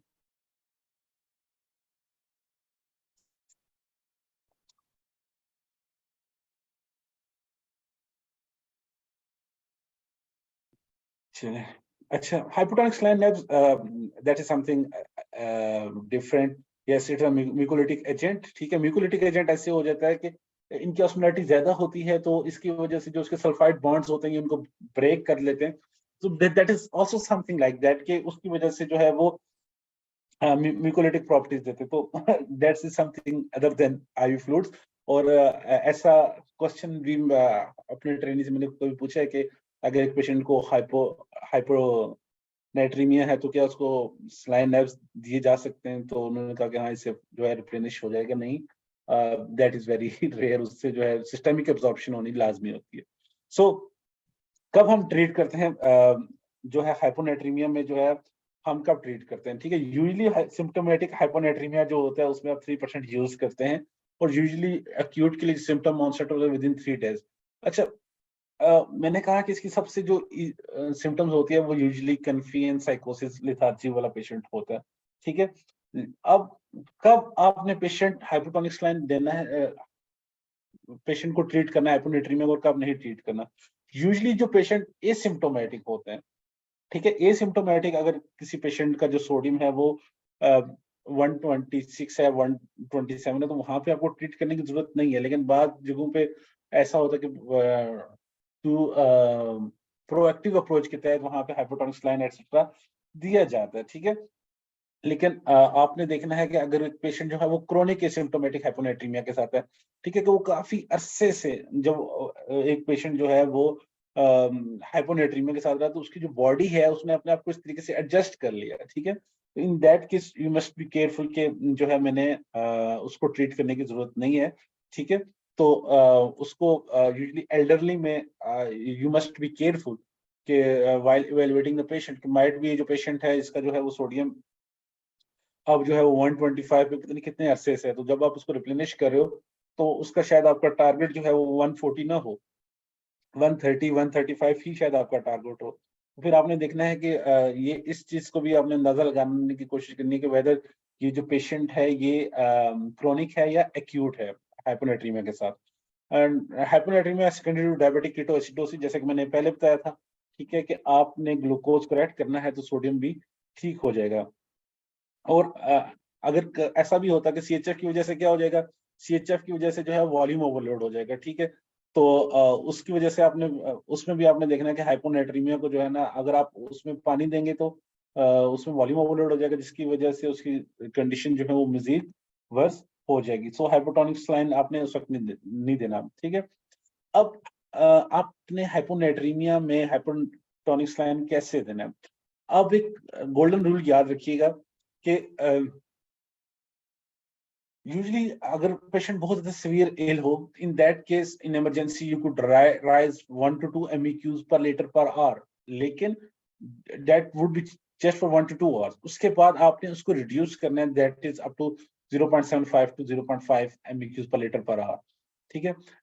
हर बंदे को, अगर आप 3% की बात करूं, यूजुअली 3% ही यूज होता है, तो for your ease I could say 1 ml per kg will result into increase of sodium by 1 MEQ for a patient. Let's suppose 60 kg का पेशेंट है, तो उसको अगर मैं 60 MEQ दूंगा, उसका 60 उसका सोडियम अगर 125 तो नो इट वुड बी 126। ये कैलकुलेशन है। मोर ओवर जो इसका जो एक्चुअल तरीकाकार ये होता है कि आपने सोडियम डेफिसिट निकालना होता है। सोडियम डेफिसिट क्या होता है कि आपका जो टारगेट सोडियम होता है minus actual sodium. Target sodium, let's suppose अगर मेरा टारगेट सोडियम 140 है और एक्चुअल सोडियम इसका 130 है, तो there is a sodium deficit of 10 MEQ। 10 MEQs को फिर आपने मल्टीप्लाई करना होता है टोटल बॉडी फ्लूइड से, ठीक है। लेट्स सपोज अगर कोई मेल है तो उसमें 60% फ्लूइड होता है, सो 10 into 0.6, ठीक है, इनटू बॉडी वेट, उसका जितना भी बॉडी वेट था 60 था जो भी था, तो 10 into 0.6 into 60, सो 3.6, सो 360 MEQ जो है उसका सोडियम डेफिसिट है। और सोडियम डेफिसिट को फिर आप उसको मल्टीप्लाई करेंगे 2 के साथ, है, दैट्स अनदर स्टोरी। लेकिन फॉर योर ईज अगर आपने याद रखना है, फॉर 1 MEQ पर लीटर, अगर 1 MEQ पर केजी अगर आप किसी को भी 3% हाइपोटोनिक सलाइन देते हैं तो there would be rise of 1 MEQ sodium. और आपने कितना सोडियम जो है वो इंक्रीज करना है, तो ये भी आपने याद रखना है कि आप मैक्सिमम एक दिन में जो सोडियम इंक्रीज कर सकते हैं दैट इज 10 to 12 MEQs पर लीटर इन 24 आवर्स। हम कुछ लोग जो है वो ये कहते हैं कि 8 MEQs पर लीटर से ज्यादा एक दिन में इंक्रीज नहीं करना। क्यों? क्योंकि जब आप इससे ज्यादा इंक्रीज करते हैं तो there are nerve damages, that is known as, कि जो आपकी नर्व्स के अंदर से सोडियम है अगर वो क्विकली इनसाइड द सेल जाएगा या आउटसाइड द सेल जाएगा। सो फॉर ट्रीटिंग हाइपोनेट्रीमिया और hyponatraemia your goal should be कि you should not make an increase more than 10 to 12 MEQ per liter, ठीक है। कि मतलब अगर एक पेशेंट 115 पे है और टारगेट आपका 140 है, तो पहले ही दिन नहीं 140 पहुंच जाना, 115 से 125 पे पहुंचना, ठीक है, फिर 125 से 135 पे पहुंचना। तो आपने इसको इस तरीके से करना है। और एक और आई हैव सीन इट कि ऐसा हुआ कि एक पेशेंट का सोडियम बहुत ज्यादा बढ़ा दिया गया, 20-25 इंक्रीज कर लिया गया और फिर 20-25 फौरन डिक्रीज भी कर दिया गया। तो ऐसा भी नहीं करते, क्योंकि that result into the neuron injury as well, ठीक है। And also monitor sodium. ये जो क्विकली मूवमेंट ऑफ सोडियम होती है that result into osmotic demyelination syndrome, ठीक है, that is irreversible and that could result into death. उसके अलावा हाइपोक्लेमिया हो जाता है, हाइपरक्लोरेमिक एसिडोसिस, क्योंकि इसमें जो टू मच क्लोराइड होता है, हाइपरक्लोरेमिक एसिडोसिस एटसेट्रा, ये इसमें हो सकता है। फ्लेबाइटिस, कोआगुलेशन एंड हाइपोटेंशन, ये चीज मैंने अभी आपको डिस्कस कर दी कि अगर एक पेशेंट का 116 MEQ है तो आपने उसका जो टारगेट है वो 140 नहीं पहुंचाना, आपने उसका जस्ट मोर देन 10 नहीं करना, तो 126 गोल इसका होगा, ठीक है। हाइपरनेट्रीमिया की अगर मैं बात करूं तो हाइपरनेट्रीमिया में क्या होगा कि सोडियम जो है वो ज्यादा हो गया। इन दैट केस जब सोडियम ज्यादा हो गया तो आपने उसको डाइल्यूशन करने की जरूरत है, उसमें वाटर की जरूरत होती है। तो आपने जो है ऐसा फ्रूट देना है जो कि वाटर बैलेंस को इंक्रीज कर सके, ठीक है। तो इन दैट केस फिर आपने क्या करना है कि आपने जो है वो हाइपोटोनिक सॉल्यूशंस देने होते हैं, ठीक है, और उसको जो है वो ट्रीट करना। अब इसकी जो सिम्टम्स होती हैं, सिम्टम्स हाइपोनेट्रीमिया की सिम्टम्स तो कंफ्यूजन एटसेट्रा होती हैं, लेकिन यहाँ पे जो हाइपोनेट्रीमिया की यूजुअली जो होती हैं वो ट्विचिंग एंड सीजर्स एटसेट्रा होते हैं, ठीक है। तो आपने हाइपोनेट्रीमिया के लिए जो है वो हाइपोटोनिक फ्लूइड जो होते हैं वो यूज करने होते हैं, ठीक है। और अगर आप हाइपोटोनिक सॉल्यूशंस में आपको ये इशू है कि ऑस्मोलैरिटी वगैरह मेंटेन नहीं हो रही, then you could add something else with it, like low sodium 0.225% etcetera, या केसीएल एटसेट्रा। और अगर आपको ऐसा लग रहा है कि पेशेंट हाइपोटेंसिव है ड्यू टू वॉल्यूम डिप्लीशन, तो पहले आपने इसका इंट्रावेस्कुलर वॉल्यूम जो है वो रिस्टोर करना है। हमेशा याद रखिएगा, इंट्रावेस्कुलर वॉल्यूम जो है वो आपने रिस्टोर करना होता है। और अगर आप 0.9% जो होता है इसकी जो ऑस्मोलैरिटी होती है, अगर यूजुअली जो सिम्टम्स आ रही होते हैं वो 156 MEQ पर लीटर से ज्यादा के ऊपर आ रही होती है, तो इसकी जो ऑस्मोलैरिटी होती है दैट इज 154 MEQ, तो दैट इज स्टिल हाइपोनेट्रीमिक, तो आप इसको नॉर्मल सलाइन यूज कर सकते हैं। उसके अलावा अगर एक पेशेंट जो है वो सीवियर सेंट्रल डायबिटीज इंसिपिडस के साथ है, तो उस पे आपको माइट भी जो है वो डेस्मोप्रेसिन की यूज करने की भी जरूरत पड़ेगी, ठीक है। डेस्मोप्रेसिन से क्या होगा कि फ्लूइड की रिटेंशन जो होगी वो हो जाएगी, और जो है वो कंडीशन होगी वो ठीक हो जाएगी। The next electrolyte is potassium. Potassium very important. Potassium जो होता है ये यूजली आपकी मसल मूवमेंट एक्सेट्रा यहाँ पे होता है, लेकिन इसका जो मेन फंक्शन है कि आप खुद देखें कि जो आपका कार्डियक पोटेंशियल जो होता है वहाँ पे सोडियम पोटेंशियल की बहुत बड़ी वैल्यू होती है। सोडियम का ये होता है कि sodium all over the cells वो क्विकली मूव कर जाता है, लेकिन पोटेशियम यूजली जो होता है वो कंसंट्रेटेड होता है in the cardiac muscles etcetera. तो जब कभी पोटेशियम ज्यादा हो जाएगा तो जो कार्डियक पोटेंशियल होता है वो मुतासर होगा। जब कार्डियक पोटेंशियल मुतासर होगा तो उससे क्या हो जाएगा कि कार्डियक एक्टिविटी सीज हो सकती है और उससे डेथ हो सकती है। यूजुअली जो है वो पोटेशियम की मूवमेंट जो होती है वो क्या हो रहा होता है कि अगर आपने इंसुलिन के रिलीज का मैकेनिज्म भी पढ़ा होगा तो वहां पे आपने देखा होगा बीटा 2 स्टिमुलेशन जो से होता है कि स्लोअर अपटेक ऑफ पोटेशियम जो होती है वो इंक्रीज हो जाती है, इंसुलिन के साथ भी हो जाती है, ठीक है। तो व्हाट दे डू कि उसकी वजह से पोटेशियम इनसाइड द सेल चला जाता है। तो इसकी जो नॉर्मल वैल्यू होती है दैट इज 3.5 to 5 MEQs पर लीटर। अब मैंने कहा था कि जिसकी वैल्यू कम होगी तो ये इंट्रासेलुलर है, इनसाइड द सेल इसकी value it would be about 140, लेकिन बाहर जो होती है इसकी वैल्यू दैट इज 3.5। हाइपोकैलेमिया क्या होता है कि जब कभी पेशेंट का पोटेशियम लेस देन 3.5 होगा तो दैट इज हाइपोकैलेमिया। यूजुअली जो आईसीयू के टारगेट होते हैं वहां पे पोटेशियम का टारगेट 4 होता है और उसको जो है वो रिप्लेनिश किया जाता है। अब हाइपोकैलेमिया के लिए ये होता है कि आपने ये देखना है कि किस हद तक का हाइपोकैलेमिया, अगर वो सीवियर किस्म का हाइपोकैलेमिया है या माइल्ड टू मॉडरेट जो हाइपरकैलेमिया होता है वो आप ट्रीट कर सकते हैं। These are some causes of hypokalemia, I have to speed it up, so I might can skip it. अच्छा, ये चीज एक इंपॉर्टेंट है कि a shift of potassium into the cell can occur, ठीक है, कि जब कभी आपने पेशेंट को इंसुलिन दे दी तो उसकी वजह से inside the cell potassium move कर जाता है।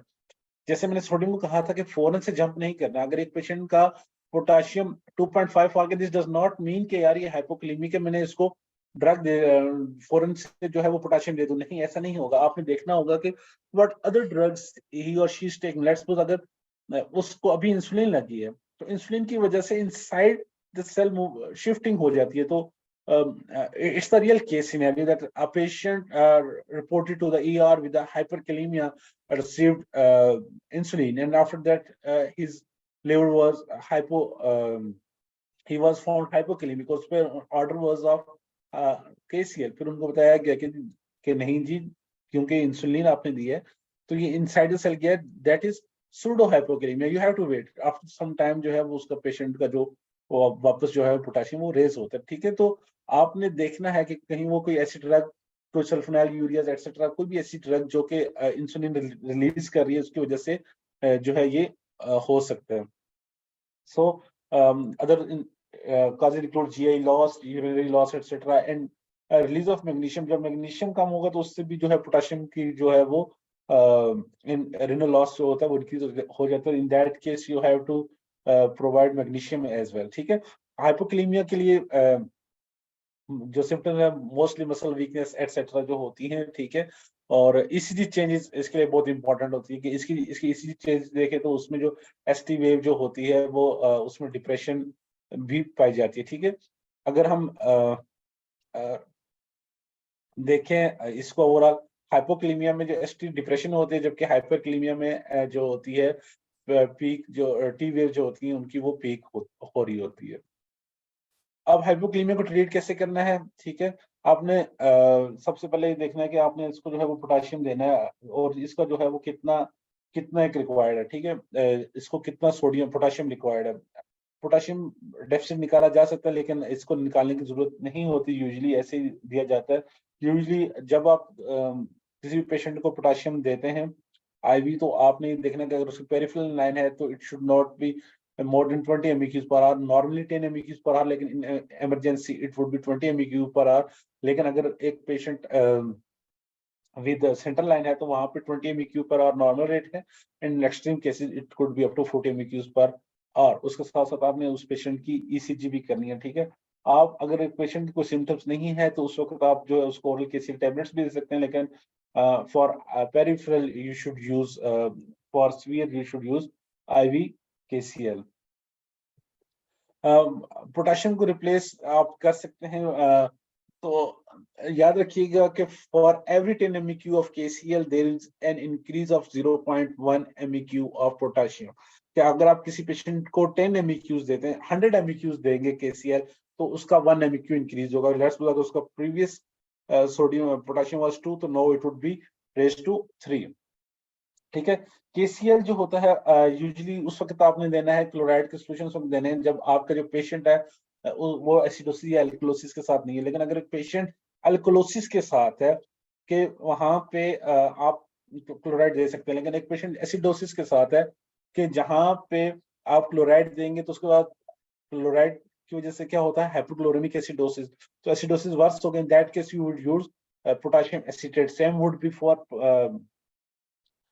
सोडियम क्लोराइड एज वेल, कि वहां पे भी अगर आपको मेटाबॉलिक एल्कलोसिस या एसिडोसिस है, एसिडोसिस होगी तो आप सोडियम एसिटेट यूज करेंगे, एंड एल्कलोसिस है तो सोडियम क्लोराइड यूज करेंगे। नॉर्मल के लिए आप सोडियम क्लोराइड यूज करेंगे, ठीक है। नॉर्मली जो है आप दीज आर सम वैल्यूज मैंने आपको बता दिया है कि आपने इस तरीके से यूज करना है। अब हाइपरक्लीमिया जो होता है that is a severe emergency, और इसको ट्रीट करना लाजमी होता है, क्योंकि इसकी वजह से क्या हो जाता है कि कार्डियक पोटेंशियल जो होता है वो डिस्टर्ब होता है। जो कार्डियक पोटेंशियल डिस्टर्ब होता है तो उसकी वजह से क्या होता है कि डेथ हो सकती है, कार्डियक अरेस्ट हो सकता है। तो सबसे पहला काम जो होता है that is provision of calcium. Calcium क्या करता है, एंटागोनाइज करता है इफेक्ट ऑफ पोटाशियम। तो उसकी वजह से जो membrane stabilization of cardiac muscles होती है, तो उसकी वजह से जो है वो हार्ट रिदम जो है वो मेंटेन होता है। तो सबसे पहला काम होता है कि आपने पोटाशियम देना होता है ताकि उसके जो एरिथमिया जो होते हैं वो कंट्रोल हो जाए। फिर नेक्स्ट क्या होता है कि आप ऐसी कोई ड्रग्स देंगे कि जो आपको इतना टाइम दे देंगे आप उस पोटाशियम को निकाल सकें, और वो क्या है कि जिसकी वजह से इंट्रासेलुलर मूवमेंट ऑफ पोटाशियम हो सके। इंट्रासेलुलर मूवमेंट ऑफ पोटाशियम कैसे होती है कि आप इंसुलिन दे देते हैं,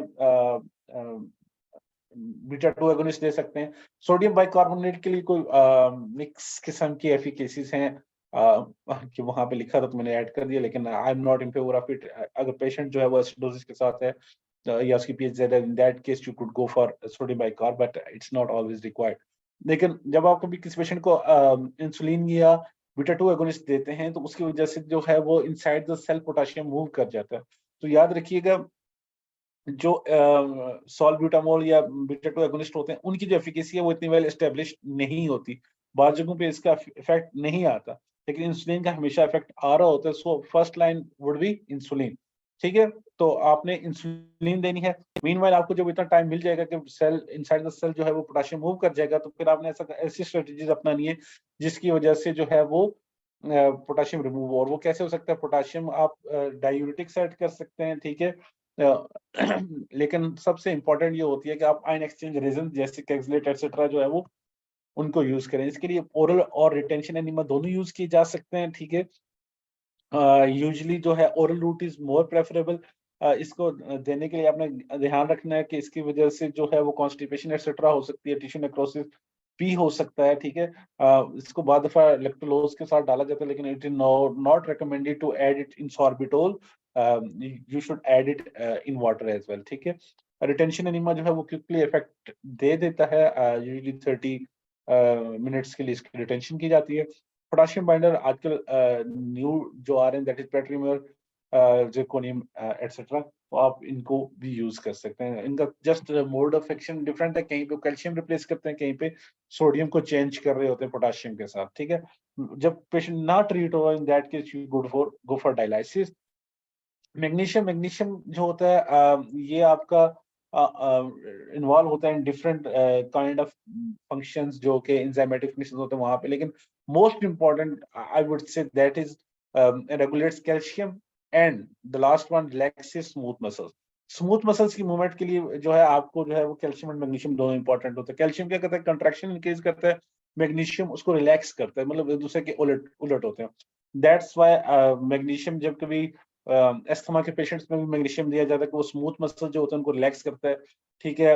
एज अ टोकोलिटिक भी मैग्नीशियम यूज हो रहा था कि जो कंट्रैक्शंस हो रही होती हैं उनको रोकने के लिए भी जो है वो मैग्नीशियम जो है वो यूज हो रहा था। तो आपने यही याद रखना है कि मैग्नीशियम का जो मेन काम है that is relaxation of smooth muscle. जब कभी हाइपोमैग्नीसिया हो जाएगा तो उसकी वजह से क्या हो जाएगा कि मसल टाइटनिंग एटसेट्रा हो जाती है, ठीक है। मैग्नीशियम मैग्नीशियम फास्फोरस कैल्शियम ये यूजुअली ऐसे इलेक्ट्रोलाइट होंगे जिनको जो है वो किडनी इजीली मैनेज कर लेता है, लेकिन due to the impaired kidney function यहाँ पे ये लॉसेस हो जाते हैं, ठीक है। तो usually common in the hospitalised patient, और हाइपोकैलेमिया और हाइपोकैल्सीमिया भी इसके साथ अक्सर होता है, ठीक है, आपने उनको भी देखना है। साइन एंड सिम्टम्स मैंने आपको कहा न्यूरोमस्कुलर सिम्टम्स, ठीक है। हाइपो मैग्नीशिया हो जाएगा तो क्या हो जाएगा कि मसल आपके खिंच जाएंगे, तो मसल जब खिंचते हैं तो that is tetany, twitching and seizures, ठीक है। और उसके अलावा पेशेंट का जो है वो एरिथमियास हो सकता है, sudden cardiac death and hypertension etcetera हो सकता है, ठीक है। अब इसकी ट्रीटमेंट क्या होगी, हाइपोमैग्नीसिया जो है यूजुअली जो वो ट्रीट किया जाता है वो ओरल सॉल्यूशंस के साथ ट्रीट हो जाता है, जिसमें मैग्नीशियम सल्फेट, मैग्नीशियम क्लोराइड दिया जाता है दिन में 2-3 दफा, ठीक है। लेकिन अगर सीवियर केस हो तो उसमें जो है आप इसकी आईवी फॉर्म भी दे सकते हैं, दैट इज 1 to 4 ग्राम आप इसको दे सकते हैं। यूजुअली इसके लिए जो है इतनी स्ट्रिक्ट मॉनिटरिंग रिक्वायर्ड नहीं होती, कि यूजुअली जो आपका हाइपरमैग्नीसिया होता है वो इतने जल्दी नहीं होता, लेकिन जब कभी आपका sodium more than 2.0, that could be a case in severe cases like pre-eclampsia, वहां पे जब मैग्नीशियम दिया जाता है अप टू 40 ग्राम मैग्नीशियम जो है वो भी यूज किया जाता है, ठीक है। तो जब कभी हाइपरमैग्नीसिया हो जाएगा ये यूजुअली खुद ट्रीट हो जाएगा, उसका सिर्फ हल ये है कि आपने पेशेंट को जो है वो आई फ्लूइड देना होता है, मैग्नीशियम कंटेनिंग मेडिकेशंस उनको रोकना होता है, ठीक है। और उसके जो इफेक्ट्स हैं उसको एंटागोनाइज करने के लिए आपने कैल्शियम देना है, और in severe cases you could go for dialysis as well. Phosphorus की बात करें तो फास्फोरस जो होता है उसकी नॉर्मल कंसंट्रेशन 2.5 to 4.5 होती है, ठीक है।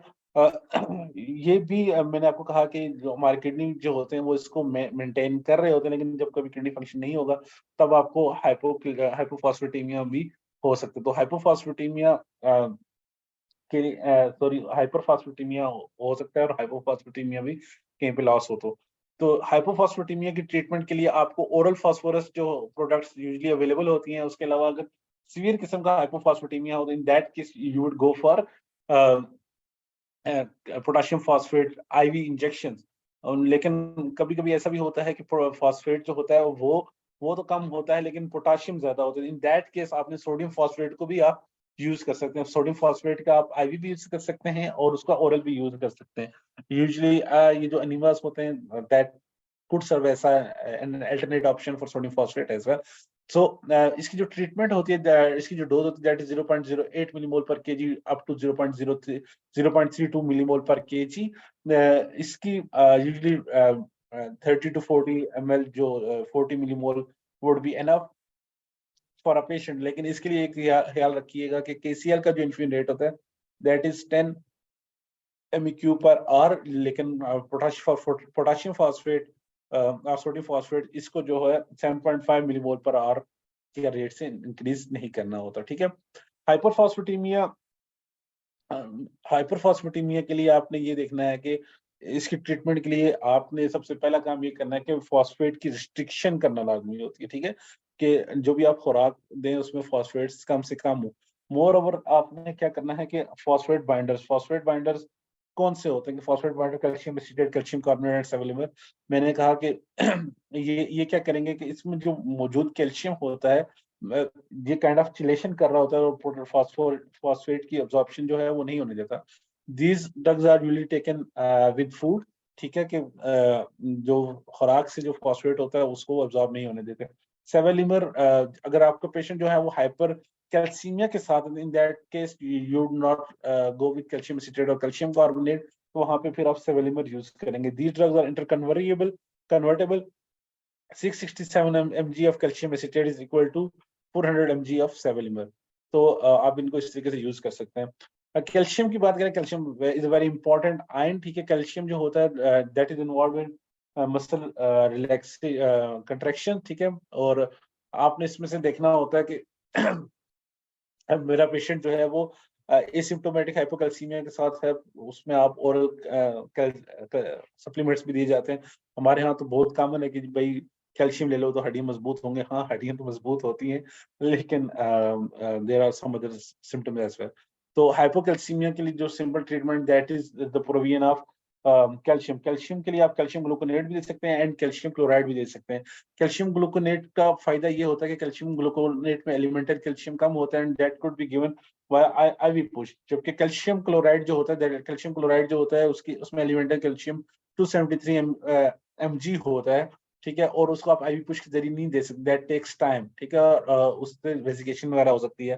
Calcium gluconate, some people are saying that for patient, because क्योंकि ग्लूकोनेट्स का जो मेटाबॉलिज्म होता है that is via liver, so you should be careful while using liver patient, but that's fine. You can use calcium gluconate because it could be given in emergency and it's easy to give.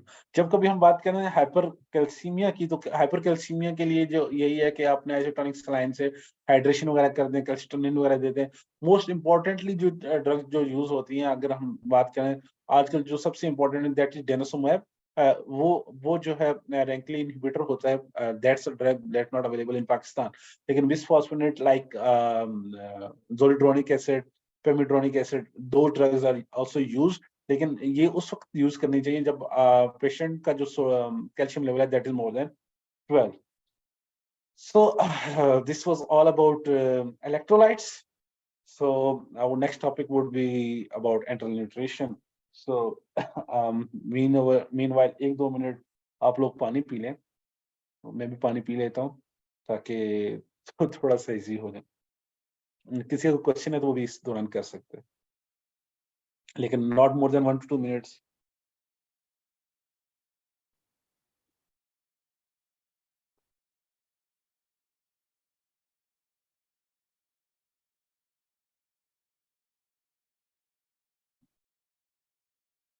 I think so we should start now. So अब nutrition की बात करते हैं। Nutrition हमारे लिए बहुत important होती है, और न्यूट्रिशन दो तरह की होती है, ठीक है। न्यूट्रिशन आइदर एंटरल न्यूट्रिशन होती है और पेरेंटल न्यूट्रिशन होती है। हम तो एक ओरल रूट से खा रहे होते हैं जहाँ पे हमारा इंटरनल न्यूट्रिशन यूज होता है। ऑलवेज याद रखिएगा, if the gut works use it. अगर आपका जीआईटी ट्रैक काम कर रहा है हमेशा इसको यूज करें। There is no need to bypass the gut. जो अल्लाह ताला का बनाया हुआ निजाम है that is the best, you always has to go with it, ठीक है। अब एंटरल न्यूट्रिशन होता क्या है? न्यूट्रिशन हमारी बॉडी के लिए बहुत इंपॉर्टेंट होती है। I don't like to go into it है कि क्यों इंपॉर्टेंट होती है, लेकिन एंटरल न्यूट्रिशन होता क्या है? एंटरल न्यूट्रिशन क्या होता है कि आप फीडिंग समवन कि जहाँ पे आपका जो टारगेट साइट है वो उसका जीआईटी ट्रैक है। आप जीआईटी ट्रैक के किसी भी हिस्से को अगर आप टारगेट कर रहे हैं, whether it is stomach, it is small intestine, it is small intestine और large intestine, first part second part जो भी है। वैसे लार्ज इंटेस्टाइन बहुत शॉर्ट होती है तो वहां पे इतनी ज्यादा, लेकिन ड्यूडेनम, जेजुनम एटसेट्रा, तो वहां पे भी अगर आप उसके जीआईटी ट्रैक को टारगेट कर रहे हैं that is enteral nutrition, that's a tube feeding, ठीक है। और उसमें कब आपने किसी पेशेंट को एंटरल न्यूट्रिशन देनी है? Usually society of critical care medicine and American society of parental enteral nutrition कहती हैं कि जितने जल्दी हो सके आप, अगर आपको एक पेशेंट लग रहा है कि एक पेशेंट जो है कि वो ओरल फीडिंग जो है उसके लिए इनएडुकेट है फॉर 5 to 7 days, आप उसमें न्यूट्रिशन जो है वो स्टार्ट कर दें, ठीक है। और जितने आप जल्दी देंगे उससे उतना ज्यादा उसके अच्छे इफेक्ट्स आ रहे होते हैं, ठीक है। हमारी जो प्रेजेंटेशन होगी it would be kind of same for parental nutrition, ठीक है, कि इसी से चीजें जहाँ पे आपका एंटरल न्यूट्रिशन नहीं चलेगा वहां पे आपका पेरेंटल न्यूट्रिशन चलेगा, और एंटरल न्यूट्रिशन और parenteral nutrition are kind of same things, but difference is कि एंटरल न्यूट्रिशन में जीआईटी ट्रैक टारगेट हो रहा है और इसके कॉन्स्टिट्यूएंट्स डिफरेंट है, जबकि पेरेंटल न्यूट्रिशन में आपकी आईवी लाइंस ट्रैक हो रही हैं और वहाँ के कॉन्स्टिट्यूएंट्स डिफरेंट होते हैं। तो सबसे मोस्ट इंपॉर्टेंट जो चीज होती है कि हमेशा ओरल फीडिंग को प्रेफर किया जाए, बिकॉज नेचर है ऑलवेज क्रिएट्स द बेस्ट, उसके जो मैकेनिज्म्स हैं उसमें बेस्ट है, उसमें बैक्टीरियल ट्रांसलोकेशन एटसेट्रा नहीं होती। अगर आप गट को यूज नहीं करेंगे तो बैक्टीरियल ट्रांसलोकेशन एटसेट्रा होके इन्फेक्शन होने के चांस हैं। Then next is enteral nutrition, और जब कभी एंटरल न्यूट्रिशन पॉसिबल नहीं होता तब आप पेरेंटल न्यूट्रिशन की तरफ जा रहे होते हैं।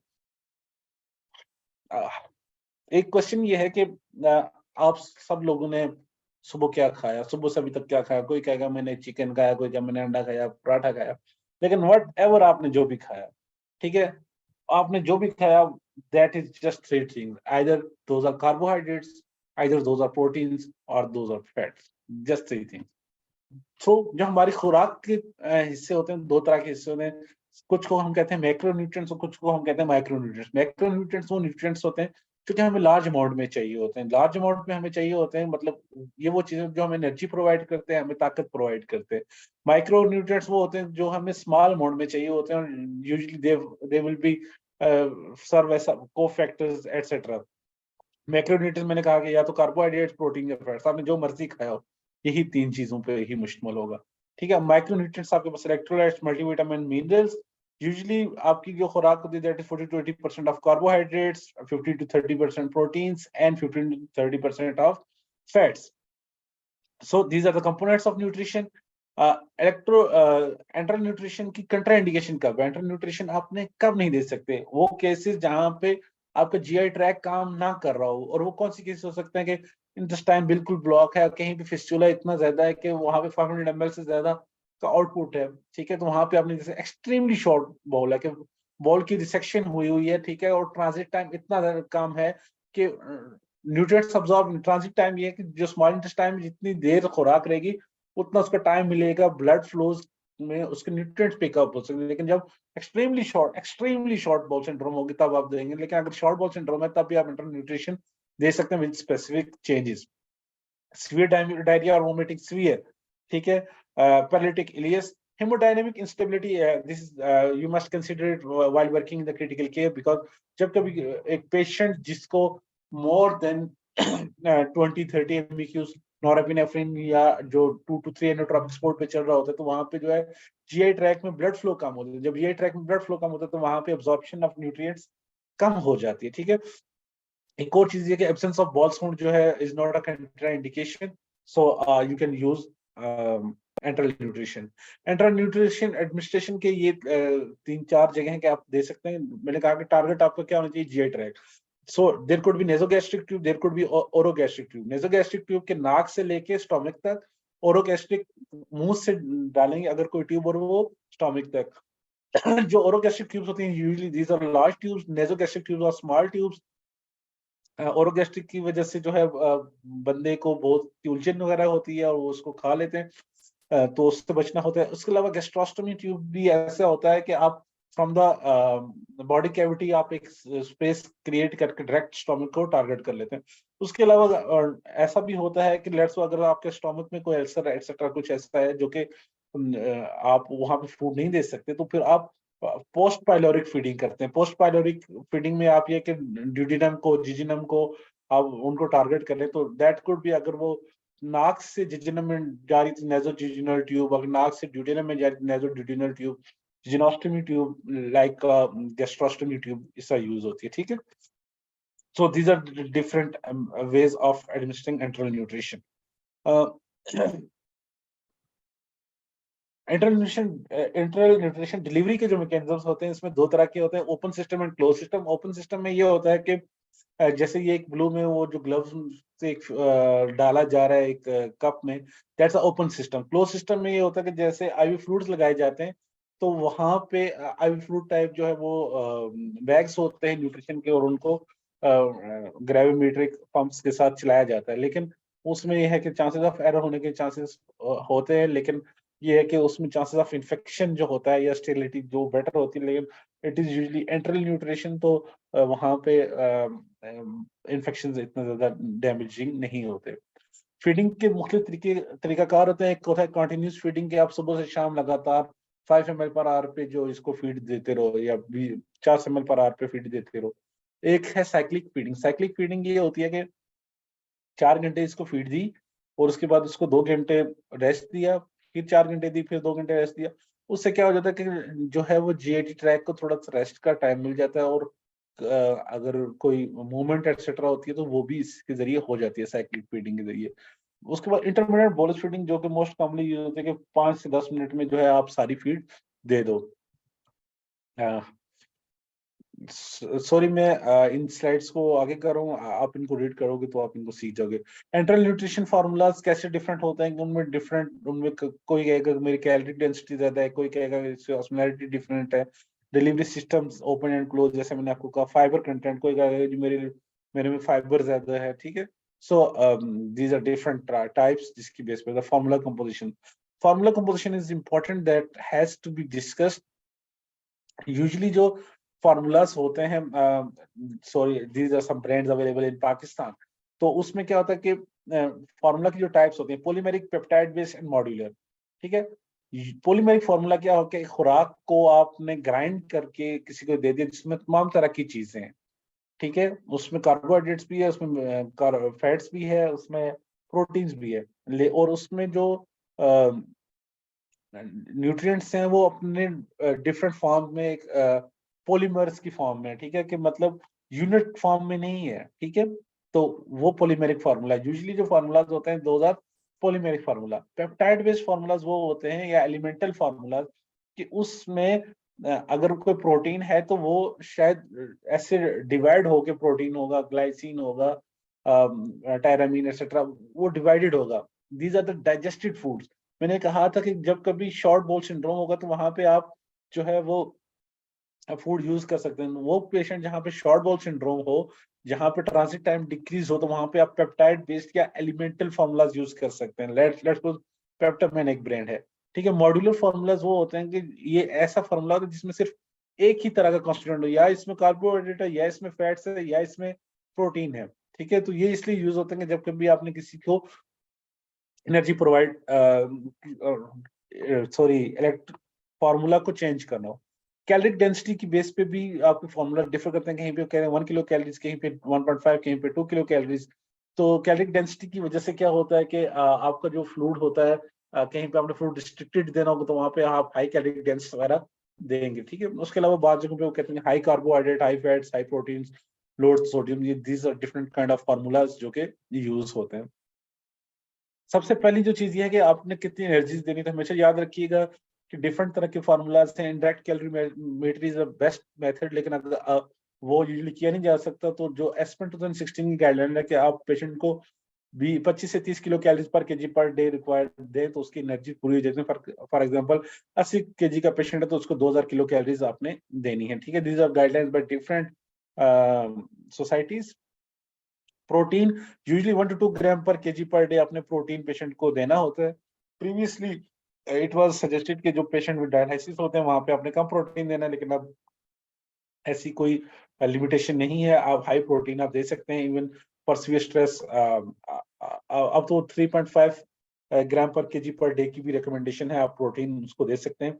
और देयर आर स्टडी जिसमें वो ये कहते हैं कि जी हाई प्रोटीन की वजह से जो है वो आउटकम्स जो होते हैं वो बेटर हो रहे होते हैं।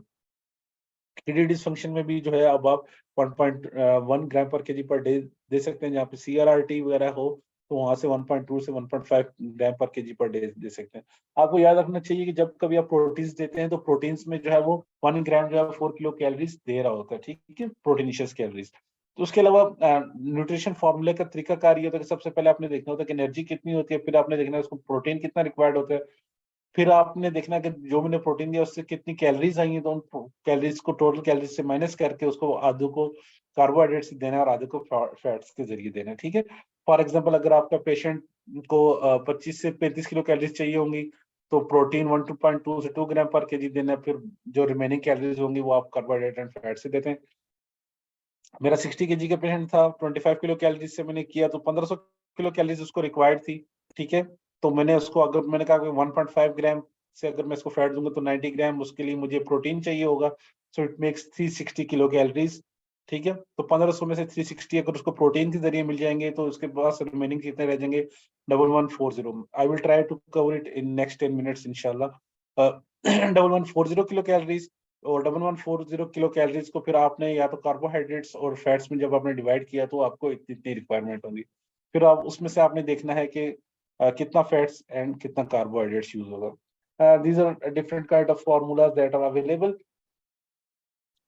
उसके अलावा कुछ कहते हैं कि डिजीज स्पेसिफिक फार्मूलाज भी होते हैं, ठीक है। कि रेनल फेलियर के पेशेंट को आपने हाई कैलोरिक डेंस देना है, वहां पे लो इलेक्ट्रोलाइट, लो फास्फोरस होना चाहिए क्योंकि हाइपोफॉस्फेटेमिया एक्सेट्रा नहीं होता।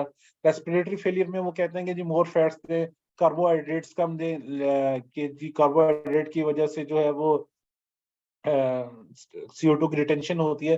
बट इसमें यही कहा जाता है कि रेस्पिरेटरी फेलियर के लोगों को जो है वो जो एनर्जी गोल होता है that should be less. Liver failure के पेशेंट्स के लिए प्रीवियसली ये कहा जाता था कि मोर ब्रांच चेन अमीनो एसिड्स होने चाहिए, लेकिन अब उसके लिए ये कहते हैं कि ब्रांच चेन अमीनो एसिड जो होते हैं वो सिरोसिस को डिले करते हैं, but they does not prevent failure. Diabetes के लिए ये कहा जाता है कि मोर फैट्स हो, लो कार्बोहाइड्रेट्स, फाइबर्स ज्यादा होने चाहिए। स्ट्रेस के लिए मिली जुली स्टडीज है, उसमें कुछ कहते हैं कि कुछ अमीनो मॉड्यूलेटिंग फार्मूला जिसमें ग्लाइसिन एक्सेट्रा हो, या टायरामीन वगैरह, तो वो लेकिन उसके कोई स्पेसिफिक रिजल्ट्स नहीं है। I have discussed it. अच्छा, एंटरल न्यूट्रिशन की कॉम्प्लिकेशंस ये हो सकती हैं कि कभी कभी ट्यूब जो है वो सही जगह पे प्लेस नहीं हो, क्लॉग ट्यूबिंग हो जाती है, तो उसके लिए फिर आपने उसको क्या करना है कि फ्लश करना। Most important for tube feeding इसके आपका हेड ऑफ बेड एलिवेशन होना चाहिए, ठीक है। कि head of bed elevation 30 to 45 degree हो, अगर 30 टू 45 डिग्री नहीं है तो उसकी वजह से एस्पायरेशन निमोनिया हो सकता है, ठीक है। That's an another cause. उस पे उसके अलावा आपने गैस्ट्रिक रेजिड्यूअल वॉल्यूम भी देखना होता है, ठीक है। एंड डायरिया भी हो सकता है, हाई ऑस्मोटिक प्रोडक्ट्स की वजह से डायरिया हो सकता है, आपने उनको भी देखना है। कॉन्स्टिपेशन को भी देखना है, एंड आपने देखना है कि कोई और अदर पॉसिबल काज तो नहीं है। टीपीएन की बात करूं तो टीपीएन में भी यही है कि जब जब कभी आप एंटरल न्यूट्रिशन के साथ काम नहीं कर सकते तब आपने जो है वो पेरेंटल न्यूट्रिशन देनी है। पेरेंटल न्यूट्रिशन के लिए तमाम तरह के एनर्जी कैलकुलेशंस, वो सारा वो सब कैलकुलेशन सेम होती हैं, लेकिन सिर्फ ये है कि आपने जब देना है तो आपने किसके जरिए देना है, आईवी लाइन के जरिए देना है। तो मैंने इस पे वही बात है कि 900 मिली ऑस्मोल से अगर ऑस्मोलिटी लेस है तो आप पेरिफेरल न्यूट्रिशन देंगे, और मोर देन 900 है तो you will go for central peripheral nutrition, ठीक है। तो इसके कंपोनेंट्स बिल्कुल एग्जैक्टली सेम होते हैं क्योंकि ये भी न्यूट्रिशन ही है, ठीक है।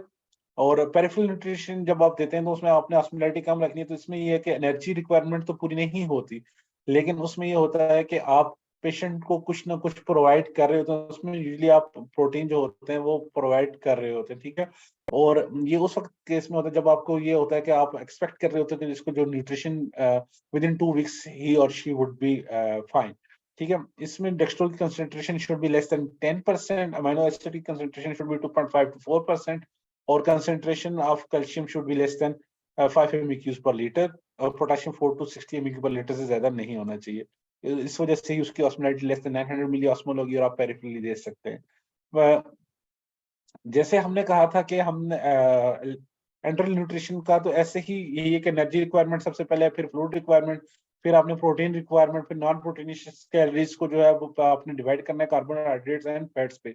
लेकिन वहां पे हमारे पास क्या है कि फार्मूला है, फार्मूला में ही कार्बोहाइड्रेट्स वगैरह होते हैं, लेकिन यहाँ पे हमारे पास यूनिट्स होते हैं, तो यूनिट्स में हम जो है वो अमीनो एसिड डेक्सट्रोज वगैरह दे सकते हैं। आप फ्लूइड्स के लिए ये है कि फ्लूइड आपने देखना है कि फ्लूइड का पहले भी मैं बता चुका हूँ कि आप मेंटेनेंस फ्लूइड आपने पेशेंट को उतना ही देना है, ठीक है। प्रोटीन यहाँ बिल्कुल एग्जैक्टली वही रिक्वायरमेंट्स है, लेकिन प्रोटीन के लिए अमीनो एसिड्स के डिफरेंट तरह के सॉल्यूशंस आते हैं, आपने इनको यूज करना है। तो नॉन प्रोटीनियस कैलोरीज को आपने फैट्स एंड कार्बोहाइड्रेट्स में डिवाइड करना है।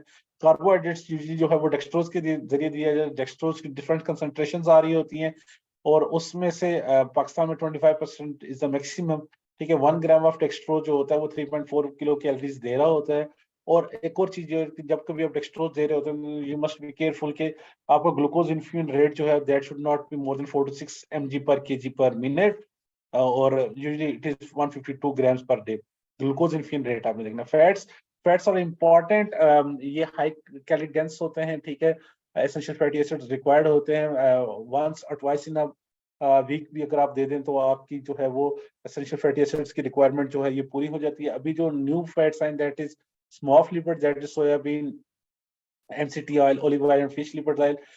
इसमें ये होता है जो एमसीटी ऑयल्स होते हैं these are medium chain triglycerides, ये इजीली एब्जॉर्ब हो जाते हैं और इनको यूज किया जाता है। फैट्स के लिए एक इशू ये होता है कि जब आप फैट दे रहे होते हैं तो फैट्स में आफ्टर 12 आवर्स आपकी इसकी ट्यूबिंग को लाजमी चेंज करना है। इसका जो इन्फ्यूजन रेट है that should not exceed 0.15 gram per KG per hour, and that's fine. उसके अलावा ये चीज उसकी एक एग्जांपल है, you will find it in slides. जो चीज मैंने बोली थी, मल्टीविटामिन जो होते हैं वो आप ऐड करते हैं लाइक बी कॉम्प्लेक्स एटसेट्रा, वो उसमें आप ऐड करें। ऑस्मोलैरिटी आपने लाजमी मेंटेन करनी है। ऑस्मोलैरिटी में अमाइनो एसिड का 1 ग्राम जो होता है that provides 10 milliosmole, dextrose 5, lipid 1, sodium 2, calcium 2, magnesium 2 and potassium 2। तो इन सब की ऑस्मोलैरिटी, लेट्स सपोज आपका अगर ये टीपीएन था तो इन सब की ऑस्मोलैरिटी को सम करें तो it is 1203 milliosmole per litre, 1203 milliosmole per litre. So this TPN should be given via central route. Order of mixing is important. जब कभी ऑर्डर ऑफ मिक्सिंग में आपने हमेशा ये इस चीज का ख्याल रखना है कि कैल्शियम को सबसे आखिर में डालते हैं और उसके बाद जो है आपने लिपिड्स डालने, क्योंकि लिपिड्स की वजह से जो है वो ऑब्सक्योर हो जाता है, आपको नजर नहीं आता उसमें कोई किसी भी तरह की प्रेसिपिटेशन है। इसकी एजिटेशन जो होती है वो बहुत इंपॉर्टेंट होती है, आप इसको प्रॉपर एजिटेट करें, ठीक है। और जब कभी आप टीपीएन लगाएं तो उसमें फिर आपने ये देखना है कि जो इसमें किसी भी तरह का कोई भी क्रिस्टल या कोई भी पार्टिकल नहीं बना होना चाहिए, प्रेसिपिटेशन नहीं होनी चाहिए। 2 in 1 ये होता है कि इसमें लिपिड्स नहीं होते, इसमें जस्ट कार्बोहाइड्रेट्स और अमाइनो एसिड्स होते हैं, ठीक है।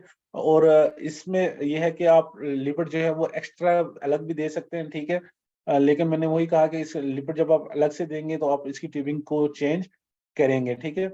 ये उन पेशेंट्स के लिए जहाँ पे आप लिपिड्स नहीं दे सकते, let's suppose patient with hypertriglyceridaemia, जहाँ पे 500 से ज्यादा उनका लेवल हो, तो वहाँ पे आप जो है वो नहीं दे सकते। लेकिन इनकी ऑस्मोलैरिटी, इनकी स्टेबिलिटी जो होती है वो ज्यादा होती है, व्हील इंस्पेक्शन इजीली हो जाती है। और लेकिन इसमें एक इशू ये है कि इसमें नर्सिंग टाइम ज्यादा हो जाता है और इसके लिए 2 अलग अलग ट्यूबिंग्स आपको रिक्वायर्ड होती हैं।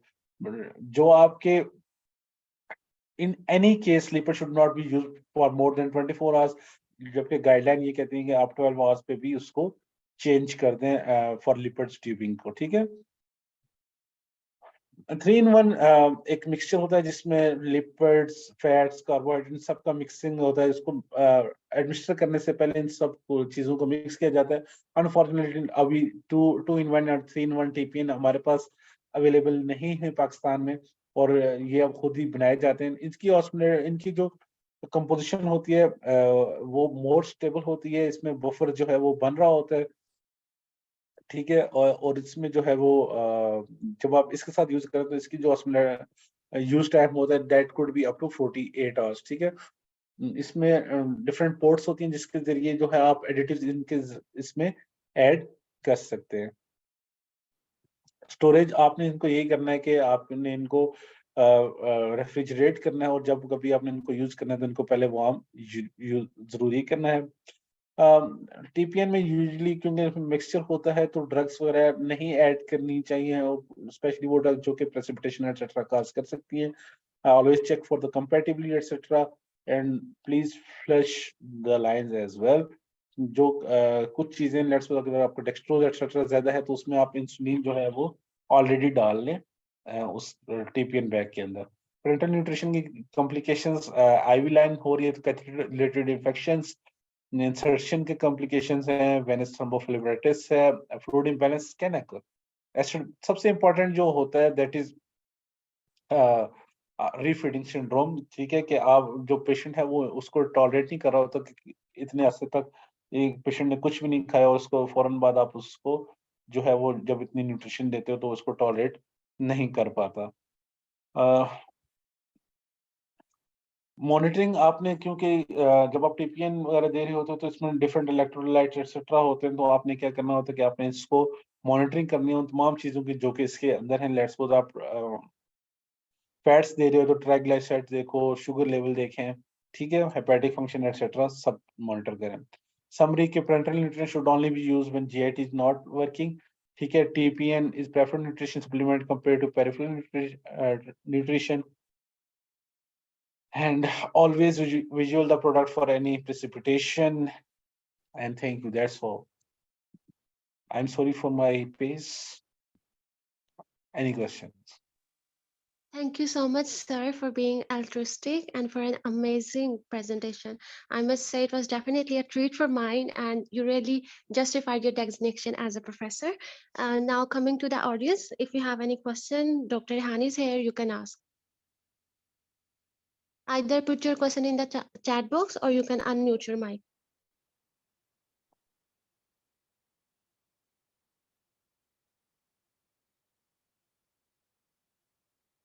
मैंने आप लोगों को कहा था कि please fluid electrolyte and nutrition पहले से कर लीजिएगा।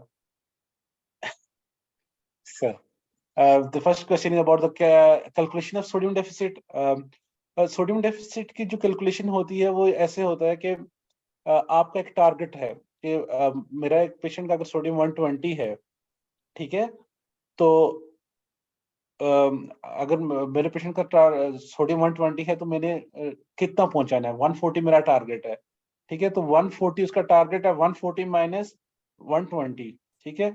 Actual target sodium minus, please right it, target sodium minus actual sodium, 140 minus 120, so it is 20 sodium हो गया। उसको फिर मल्टीप्लाई करना है कि टोटल फ्लूइड कितना है, दैट इज लेट्स सपोज अगर फीमेल 50% तो 0.5, ठीक है, 20 इंटू 0.5 इट इज 10, और फिर उसको वेट से मल्टीप्लाई करना है। अगर उसका वेट कितना है 50 है तो 10 इंटू 50 500,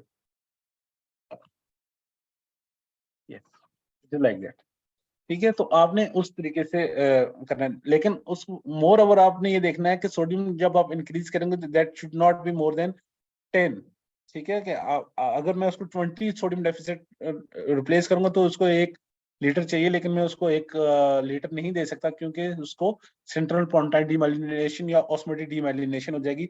सो फॉर 10 मैक्सिमम उसका मैं कर सकता हूँ 10 मल्टीप्लाई बाय 0.5 इनटू वेट, ठीक है। collapse, so that is about 900 milliosmole से ज्यादा जो भी चीज होगी that should be via central.